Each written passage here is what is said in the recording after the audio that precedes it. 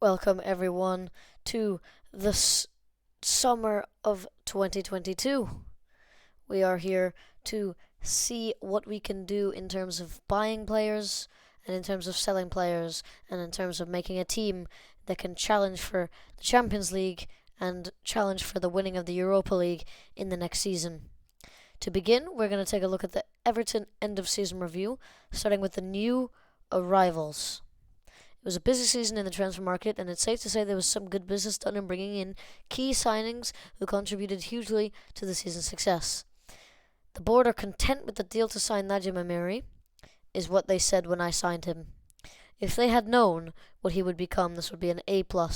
The board are extremely happy with this signing. Next up, Dominick Levacovich, who had an average of a 6.99. Not many clean sheets, however, for him. One assist. Getting on the assist. The board are pleased with the deal to sign Dominick Levacovich. Give him a B-. Rafinha, excellent to sign him on loan. The whole deal looks to be very good value for money, as we are going to sign him at the end of the season for 10 million. Pierre Kalulu, happy to sign him on loan. The wages are fine, but the fee is terrible value for the money, which is interesting, but we have a choice of whether to buy him or not. Musa Niakate, the board were fine with. Julian Alvarez, of course, the board were not fine with, very much overpaid. Florian Neuhaus, however, they did enjoy. Rondon, not much of a care in the world. These aren't my players that I signed. So yeah, transfers out. We look at Bernard. I wasn't here. Dusan, first off, they were fine with that. Tom Davies, they were pretty okay about that one as well. Kenny, they weren't very happy about. Digne, they were fine with. Sold him 38.5 million. We can check on how he did over at Newcastle. Not very well, which is satisfying to see. Very, very, very satisfying to see. Moise Kean, of course, out, not coming back. He did score lots of goals and played quite well. If we look at average ratings, João Virginia for Sporting played quite amazing, but he only had 2 appearances. Season's results. The board are delighted that the team qualified for the UEFA Europa League through their participation in the Premier League this season. The board expectation at the beginning of the season was mid-table. We managed to finish 6th with an average home attendance of 95% through, and Dominic Calvert-Lewin being our top goal scorer. FA Cup, however, they were not happy with, as we did go out in the 4th round to Aston Villa with the red card. Same with the Carabao Cup. Of course, we did face Man United. They didn't really mind. It was what it was. They wanted to reach 5th round. Moments to remember, they're saying biggest win was a 4-1 win against Watford. Match to remember was a 3-0 win against Crystal Palace, and I assume it's because goal of the season was also in this 3-0 match with Allen. The finances, we had up in sponsorship, up in broadcast revenue, up in corporate and hospitality, up in competition prize money, and up in matchday commercial retail. I do believe that all of this will go up now that we're in the Europa League. Another interesting thing to see here is the shirt sales, which is Calvert-Lewin, number 1, number 9 of the club, is the top shirt sale clearly. Then we got Richarlison, which I'm not very sure why after a poor season. Amiri makes sense. Iwobi, have no idea why, and Doucouré makes a little bit of sense. They're saying this was our best squad throughout the year. Delph at left back, very debatable. I would have definitely gone with Niakate. Keenan Godfrey, 100%. Levacovich, 100%. Kalulu, 100%. Allen and Florian Neuhaus also makes sense. DCL, Amiri, Richarlison, and I would put Julian Alvarez at right back for my one. Club awards, of course, all of these, I don't think any of these are actually true. Maybe this one is, but I don't think these are actually necessarily true. It's something that happens in FM. You get all the record breakers. But we've got fans player of the season, Najim Amiri, 100% agree. Young player of the season, Ben Godfrey, a bit of a stretch for the 24-year-old.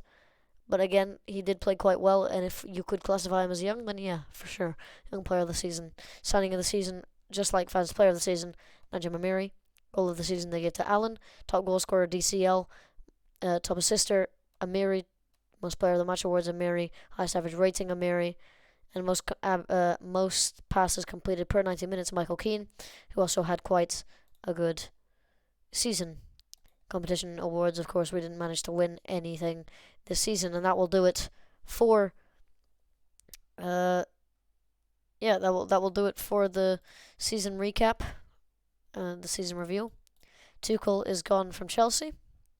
Interestingly enough, we can look at the club vision and expectations for the next season here. We got play position in football, develop using the young players. Currently in the dev center, we've got absolutely no one, but of course, I must accept.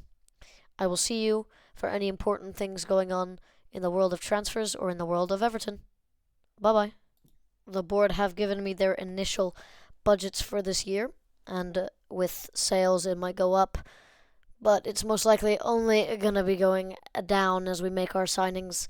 £34 million to spend with a £48,000 wage budget. I will see you when we begin making some transfers. We have an interesting offer on the table from Wolves for Richarlison. £31 million. It's not much higher than he is worth right now. I really don't want him at the club anymore. His average rating over the past season was quite appalling. No good games, even though he played so very many appearances. Clearly not up to standards that he's been in recent seasons. I'm going to try and persuade him to join the club here. I don't really want him anymore. Bayern Munich. Okay, he's angry because he wants to go to Bayern Munich. I'm going to accept the deal, but Bayern Munich have not made a move on him. Let's offer him back out now that we know there is at least one move. I'll be back when we have some more things happening. Straight away, we have a Bayern Munich offer for Richarlison that is nowhere near up to the standards. 31 million was a bit of a stretch to let him go. 25 million, we're not going to let that happen. That's going to be rejected, and this is going to be accepted.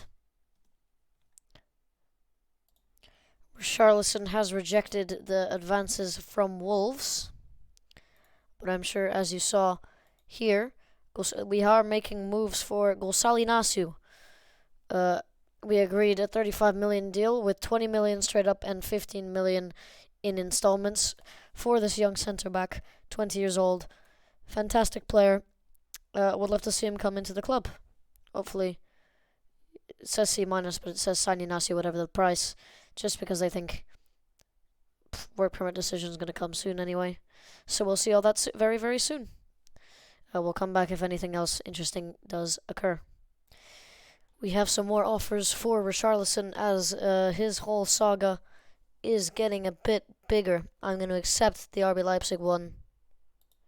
Stall on the Dortmund one because that's where he wants to go, and I really want him to go to Leipzig for the money. Because I'm going to enjoy those installments next year quite a bit. So just looking at that, yeah, 6 monthly over the next 3 years. It's a lot of money, and I'm going to be rejecting this West Ham one. So yeah, we'll see where this heads, and hopefully he'll be packing on his way over to the Bundesliga. The first signing of the window comes in with Gonçalo Inácio as his work permit has been granted. 20-year-old wonder kid centre back for 20 million up front with 15 million in future installments. Looks absolutely unbelievable. Ball playing defender with brilliant stats. Gonçalo Inácio, welcome to the club.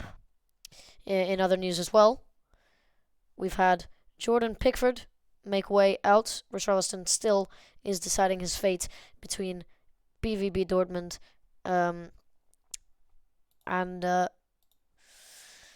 BVB Dortmund and RB Leipzig. Still waiting on the stall. Still have stalled the offer from Borussia Dortmund, waiting to see if he can get far with Leipzig. See you when some new stuff comes. It looks as though I'm gonna have to accept the Borussia Dortmund offer of 21 million, and he is getting incredibly mad, and his transfer value since being transfer listed has plummeted Pretty afraid of it dropping any further, so BVB Dortmund officially in the race. Richarlison has rejected, unfortunately, the RB Leipzig deal and is now forcing his way to Borussia Dortmund.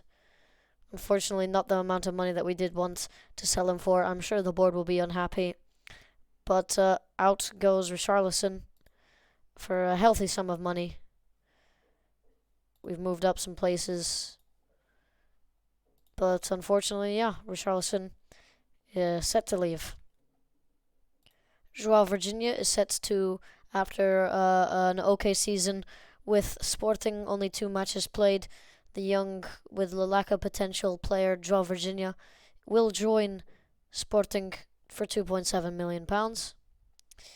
And all of these offers will be accepted. That's all the recent news.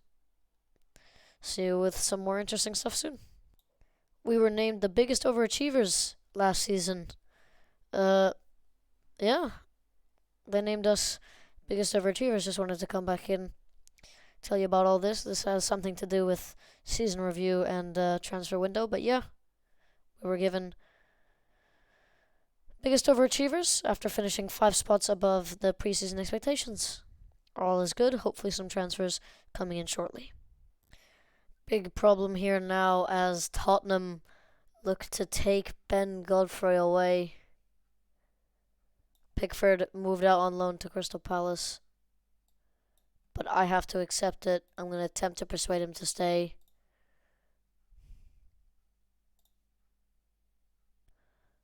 Oh, he wants money. He wanted 81k per week. 81k per week. Finalized deal. Reject. Okay, just wanted to show you all that was a thing that was happening, but apparently we've gotten away from it. So, very well. Solomon Rondon's little time in the club comes to an end as he makes a £2.8 million signing heading over towards Burnley. Interesting to see how he does there.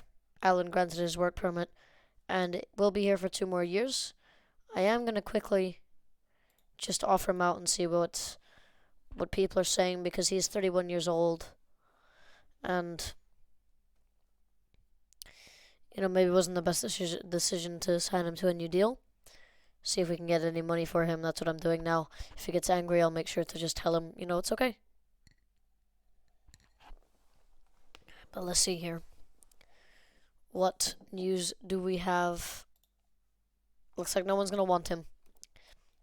So I'll see you when there's some more interesting news coming from the club.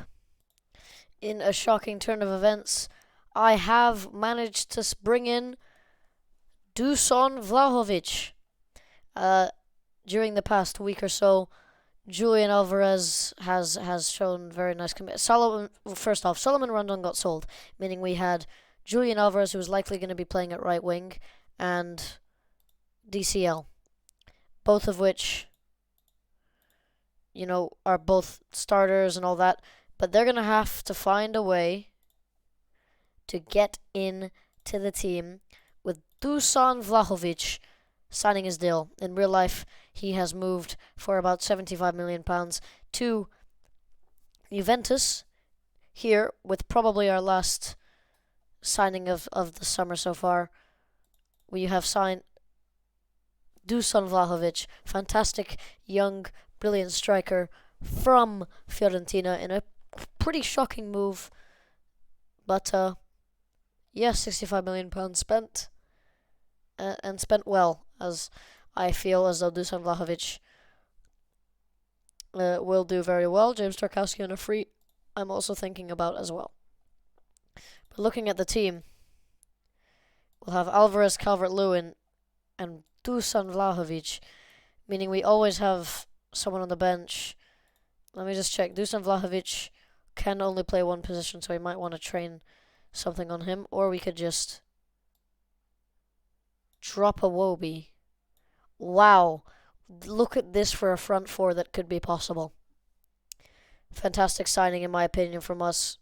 Hopefully we can get some sales and some deadwood out of the club, and I'll be back if anything interesting happens.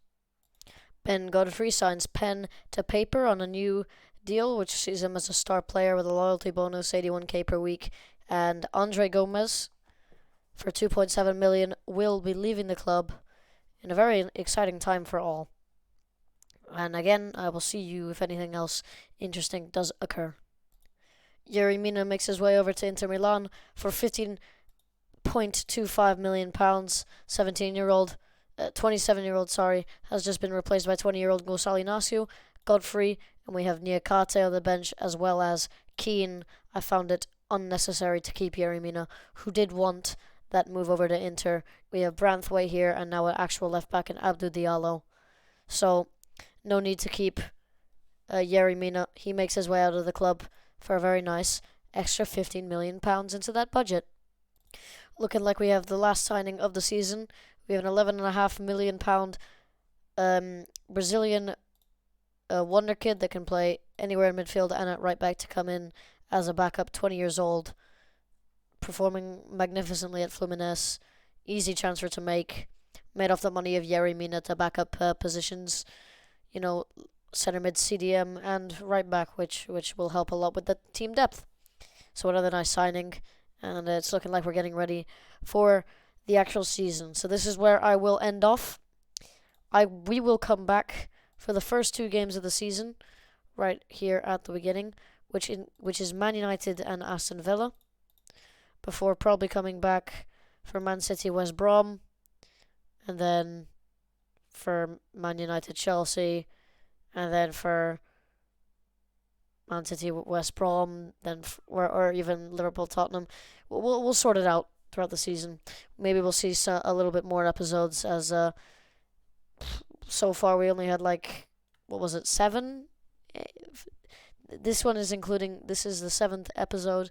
It would be 7 episodes to round out 1 year in a summer. So we're going to try and make it 9 or 10 for a season, so that we see 20 games of the season maybe. I'm not sure yet. All just kind of coming to me right now. This should come out February 1st, so I hope everyone is okay. Hope all is well with everyone, and I will have more of an efficient upload schedule starting from now. Any new signings will be mentioned at the beginning of the next video. I hope you enjoyed this video, and to many more. Bye-bye.